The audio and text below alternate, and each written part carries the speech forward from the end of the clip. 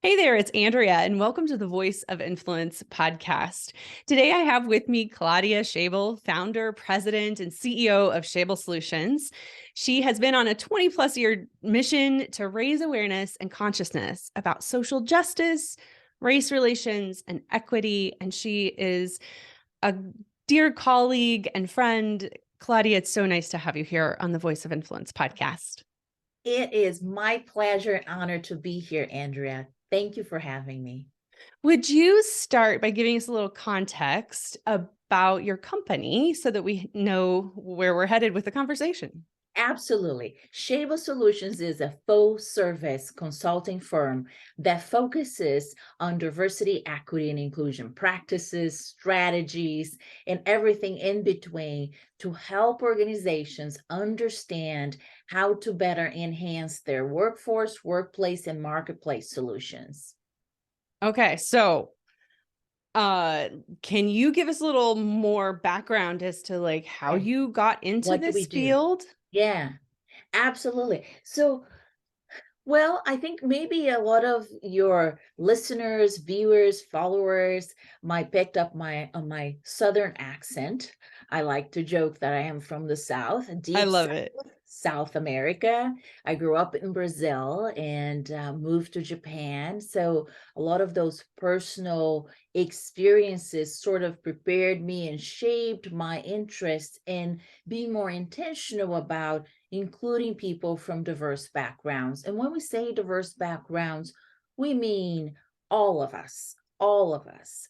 We mean men, women, non binary individuals. We talk about people with disabilities, veterans, socioeconomics differences, rural, urban, all of the above. Often this conversation becomes too narrow for my taste. So I wanted to make sure that I would mention that right away, that diversity has a very broad definition when we do our work. And because of those experiences, then I found myself in a career path to becoming a diversity, equity, and inclusion practitioner. So I moved to the US about 24 years ago and started right after school, went to school here and started with an internship, then was hired full time to do cross-cultural learning and with international visitors, and then moved on to corporate job with financial services organization. Then my full focus was to broaden and diversify the talent pool for that organization. And then quickly I understood that we couldn't just focus on attraction of talent. We needed to focus on retention of talent as well.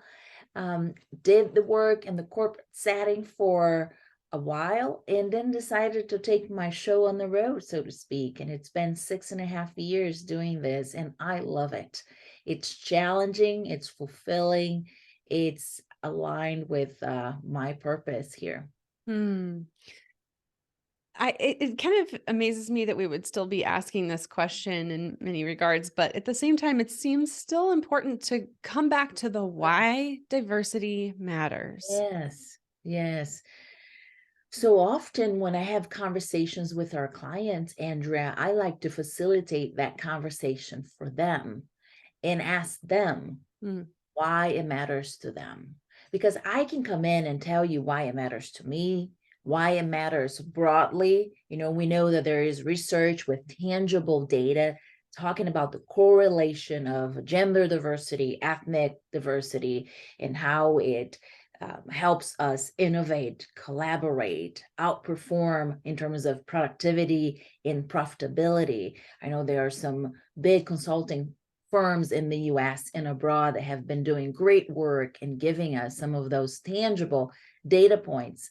With that said, that is all good and fine, but that might not be enough to articulate for each one of your leaders, the organizations that you work with, why it matters to them. So that work needs to be done by leadership teams. It has to be internal work to put the data points together, the research, and say, okay, how does that translate in our workplace? Hmm. But I could tell you that having a more inclusive workplace benefits all employees of all backgrounds.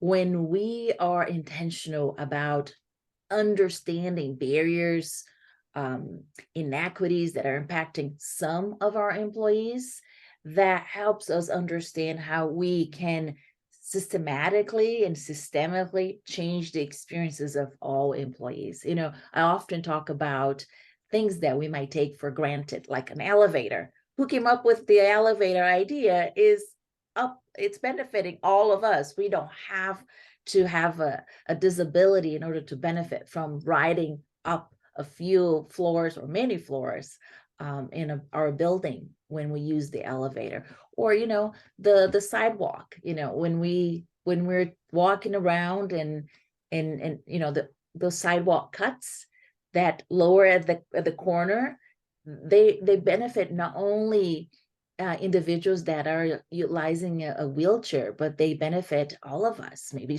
people that are walking around with strollers, people that are walking around with bicycles, or whatever it is. So if we think broadly about the concepts, principles, values of diversity, equity, and inclusion, it's really about all of us. Do you get much pushback on that? Because it just seems like such an easy, Yeah. yes, but do you? I personally, I have been very fortunate. I don't get a lot of pushback on diversity, equity, and inclusion. A lot of our clients, the people that come and want to work with us, already understand that this is important and they need to do it better. With that said, I will be very naive to tell you that there isn't any pushback around diversity, equity, and inclusion. In fact, this year alone, I think we have seen a lot of states outside of Nebraska and Iowa having a robust conversation about diversity, equity, and inclusion when drafting legislation. And it can be good and bad. Unfortunately, diversity, equity, and inclusion has been politicized, and it can be very divisive. But I also think it's because it's misunderstood. It's because it's perceived to be one thing versus truly what it is, which is to lift up all of us. But it's perceived to be, what do you think? It's perceived to be taking from one group of people and giving to a different group of people. It's this notion that if we are going to improve the lives of persons with disabilities, that means we must be taking and making someone's lives worse off, because now we have to pay attention to persons with disabilities. And that's not the case at all. That shouldn't be the case. We should be thinking about how do we fully translate our commitment to all employees into everyday practices, policies, and what does it mean? So diversity, equity, and inclusion helps us design a cohesive plan, a roadmap for actually paying attention to inequities and then correcting them, so we fully embrace all employees of all backgrounds. And even though there's probably a lot of truth to, this is for all of us, sacrifice and caring for each other is kind of part of the human experience when it comes to relationships and families and connectedness and communities. And so the idea that we shouldn't have to, move at all for anybody else seems really selfish. Yeah, but here's the interesting thing for me, Andrea. People I know that are telling me that they have some concerns or don't fully understand what diversity, equity, and inclusion is about, they are not selfish. They are actually embracing these values of kindness and taking care of others and being the ambassadors of their communities. So it's quite intriguing. Often it's very intriguing to me how that dynamic happens. Mm. Often too, those individuals believe in a higher power, right? Caring for those that we know have different circumstances in life. That conversation is also conversations we have in our religious communities. It's all aligned with this vision of taking care of those that need um, different things, different opportunities. So when I talk about opportunities, I'm not talking about a handout. I'm talking about ensuring that the systems that we create, the systems that we have in our workplace, in our communities, are actually making room for individuals that do not fit the mold, right? This conversation sometimes goes sideways because typically we're still framing our thought process in terms of meritocracy. Does this person deserve it? Did they work hard?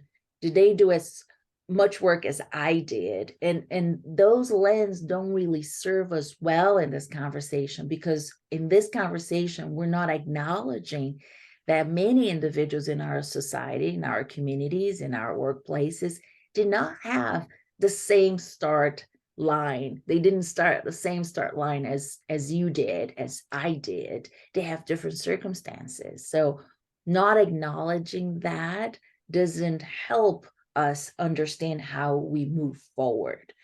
And that's where I think a lot of us, a lot of individuals in our communities are stuck. They're stuck in this very binary way of looking at people. You know, you can do everything if you put your mind to it. I did it. Why can't you? Why do you need extra resources or extra anything? And that can be very detrimental, I think, to creating a culture of inclusion. Mm. Let's go into a little bit more of the tactical kind of things that people need to think about. I know that you take a very strategic approach to DEI. It's not just, hey, Yeah. here's a training, and that's going to do something for us, but you look at a bigger picture. Can you tell us kind of what the bigger picture is that you're looking at? Yes, I often say that diversity, equity, and inclusion is a lifelong process. In the organizations that are doing it well, they understand that and they're willing to make that commitment. The organizations that do not do well are the ones that are seeing it as a, check the box exercise or just a process of some sort. So our practice is really to help organizations understand how to embed diversity, equity, and inclusion in all aspects of their organization, which means mission, vision, core values, really embed those principles in their decision making, in their business objectives, and then cascade down the organization how things are done. And that takes a long time. I think sometimes it's not a straight line, a very easy path. But again, nothing is when you think about building an organization. Mm. So it's hard work. I think what has been very disconcerting to me lately is that a lot of organizations since 2020 have jumped into this conversation, and many of them perhaps didn't take the time to understand how this is a lifelong process, or Mm. even taking the time to design a vision for their efforts, their practices. They just jumped in. Many organizations with good intentions maybe started an inclusion committee or an inclusion council, and that is the extent of their activities or their commitment at this point.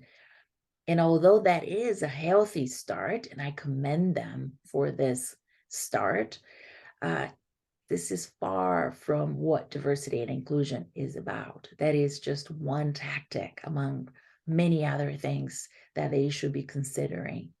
So people not being thoughtful and understanding that can often make the mistake of thinking that they're doing it well, when in reality, they're not even scratching the surface. There are people with different size companies that listen to this podcast. And I think about the smaller companies and, that might be geographically situated someplace. So there are obstacles to diversity when it comes to even just access and Yeah, proximity. But yeah, what kind of things do you have to share with somebody who is like, I'd like to care about diversity, but my company isn't very big yet, or yeah. I'm in a position where I don't know how to do that. Yeah, we work with organizations that have 5 employees, 10 employees. So size shouldn't be a factor in determining if an organization will start or continue their diversity, equity, and inclusion efforts.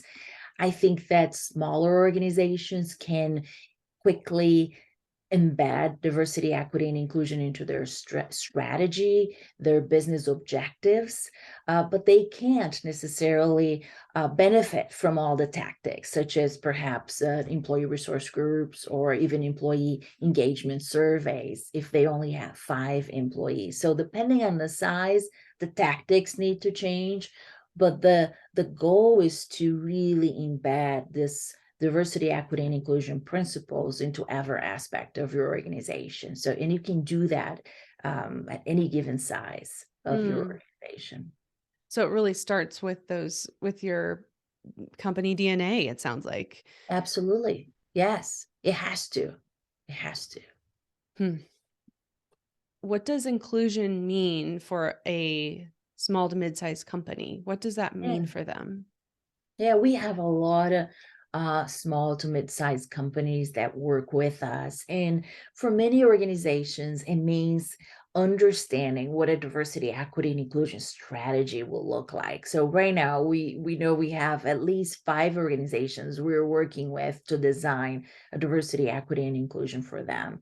And it's a cohesive roadmap to help them understand what are the goals that they should have when it pertains to workforce, and that means attraction of talent, then workplace, which is mean retaining the talent they already have and cultivating this culture of inclusivity, and then the marketplace, how they interact with their partners, vendors, customers, and everything else that is external to their organization.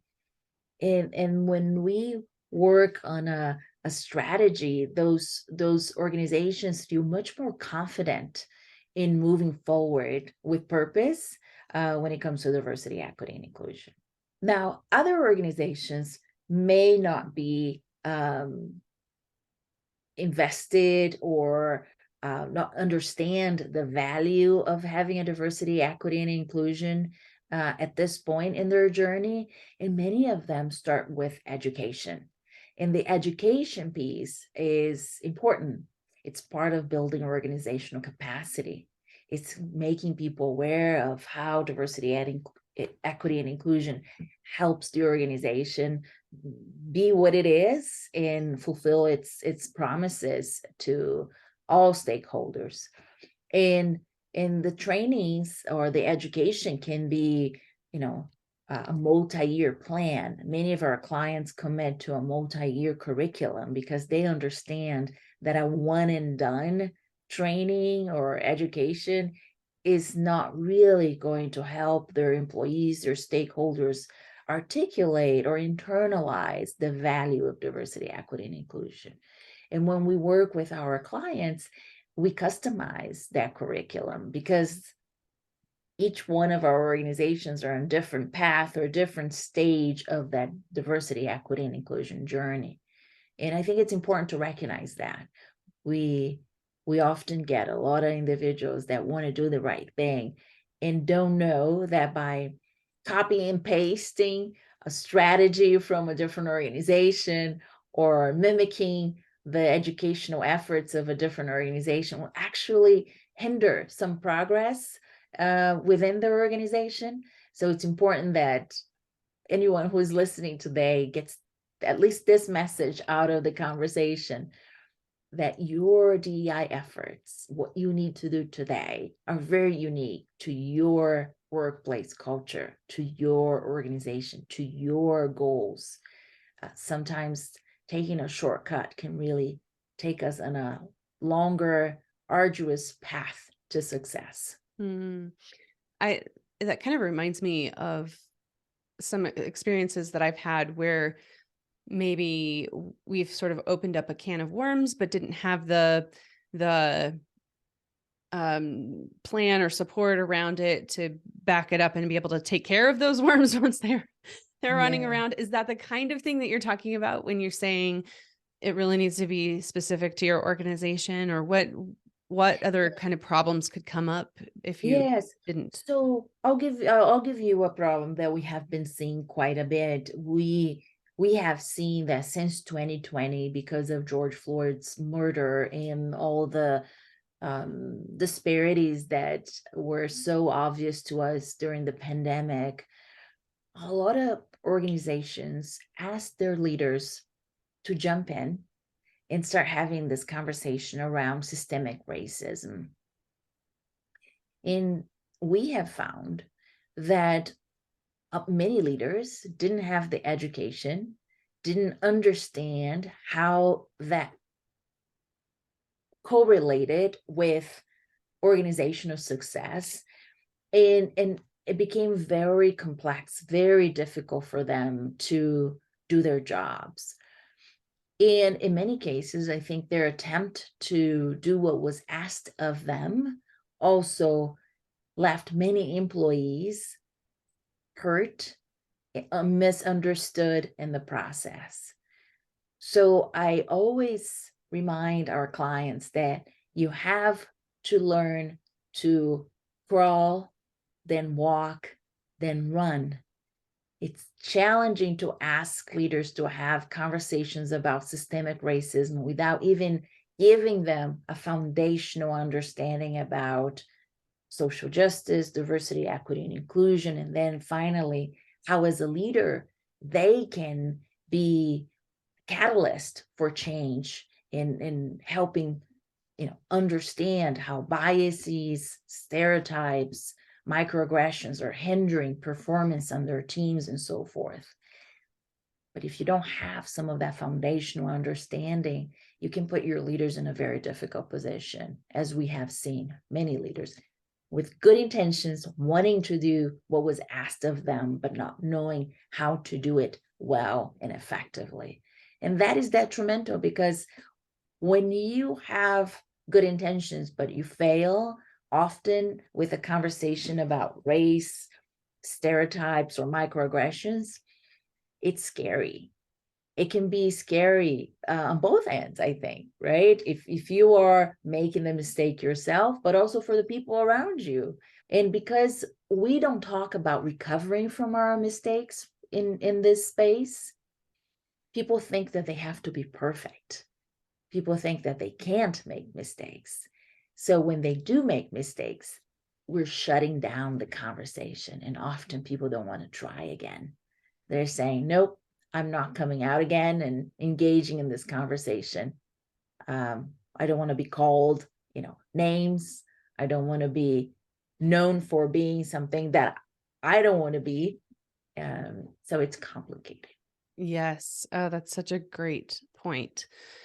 So how would you advise people on both sides of that conversation to get through? There's also people listening to this podcast who are involved in organizations that they don't have, control at that strategic level. So for them, if they notice something that is not being handled well, or they have a concern, how do you recommend that those people raise that concern in a way that might actually be heard?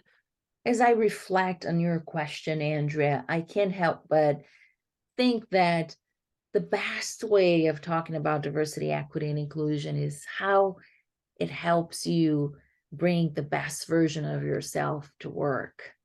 And when you do that, you're helping your team, you're helping your organization as a whole.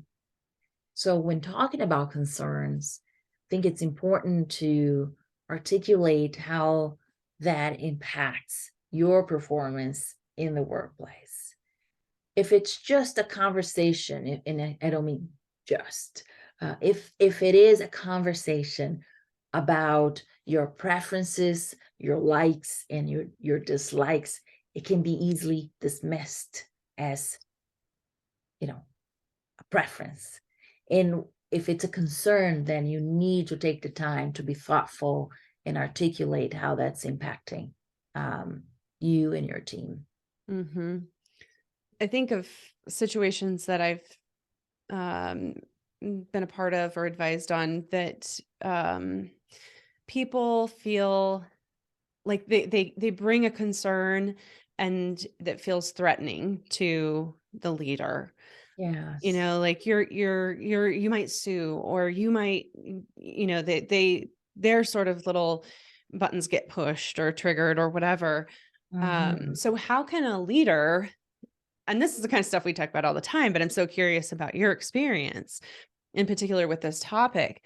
How can a leader calm down, be able to address that in a way that is going to be helpful to everybody involved?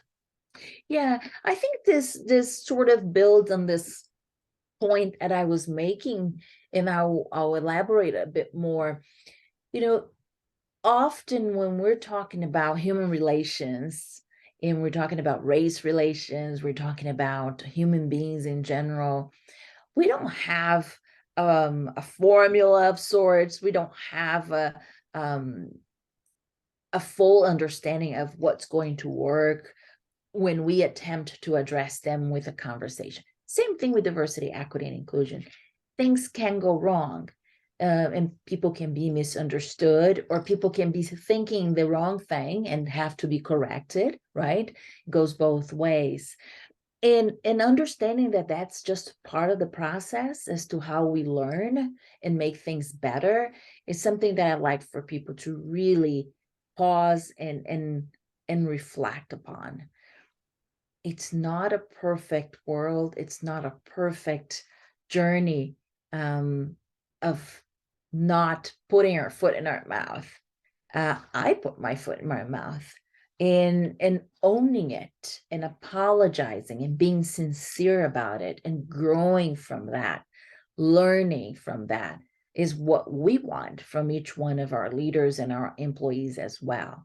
So typically, when people are approaching someone else, though, there is this defensiveness that comes up because we think it's going to hurt maybe our ego, our reputation, maybe there's an expectation that we react a certain way. And it's important for us individually to all understand what's the motivation here. Is if the motivation is anything but learning and being and upholding the values of diversity, equity, and inclusion, then you need to maybe not engage in that conversation that moment. Because the motivation that I think will lead to success and to more conversations, to more clarity, is really about, I want to learn. That is a great point. Yeah, and it does seem like it takes a certain amount of like bravery. Like it's Yes, vulnerable. You're vulnerable, yes, you're having to move through it, you're having to recognize that you're not perfect. But that's it. Relationships are messy, and this is all about relationships. And absolutely. so I think that's got to be part of it, is a sense of like, no, I'm a leader. I need to step up and step into this and not be Yeah. afraid. Right. We have an educational module that is leading diverse teams, and we talk about the attributes, the skills, the competencies of an inclusive leader. And part of it is just acknowledging when you make mistakes.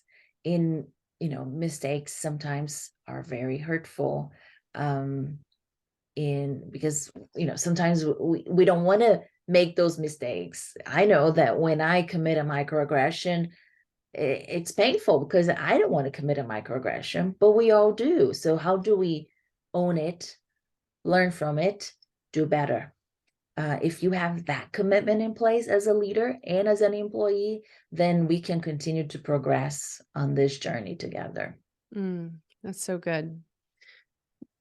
Claudia, I wonder if you could kind of bring us home with maybe a story or a story that you've been involved with, or even your own story that inclusivity really made a difference. Yeah. I think inclusivity in my life makes a difference every single day when people make space for me to make the contributions I want to make, that I am capable of making. It encourages me to do better, to be better, to show up and show up again. And that's important, because when we make space, when we are inviting other people to be their best selves, we all win. We all become better as a community, as a workplace. And I think that's important. One of our clients came up with a DIY statement that I think sums it up really well. We worked with their leaders on a discussion about why DEI is important to your organization. How would you articulate it? And here's what they came up with. They said, you can't be all in if you feel left out. And That's it. I think they nailed that. They hit the nail on the head when they said that. You can't be all in if you feel left out. Think about the implications of that in the school systems, in the workplaces, in our communities. So we don't want people to feel left out. Yeah, that's such a good point. Claudia, where can people find your company and you? Yes. They can find us online on our website, shabelsolutions.com. We are also on LinkedIn. You can find me, or you can find our company. And happy to answer any questions. Sometimes a conversation like this doesn't allow us to, or doesn't allow me to be too clear or precise on what I mean. So if there's anything that your listeners need to clarify, I'm happy to answer questions, and they can reach out. Because it's specific to your situation, probably. Yes, Yes. typically, most Yes. likely. One more question for you.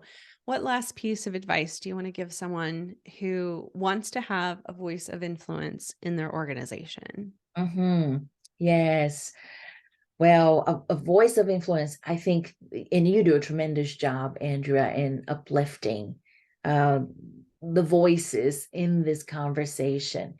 I think it's important to understand that we all have some level of influence.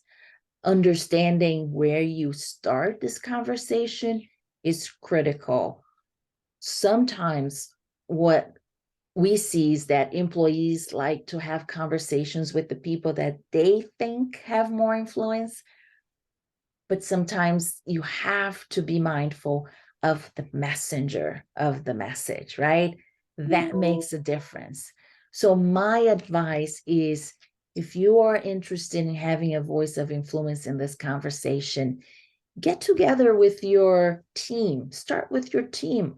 Understand the level of interest at the team level, because as a team, you can do so much, and you can model to the entire organization what this conversation could look like. So instead of trying to go outside of your team or even going to the top of the organization, have a team conversation and start there. So good.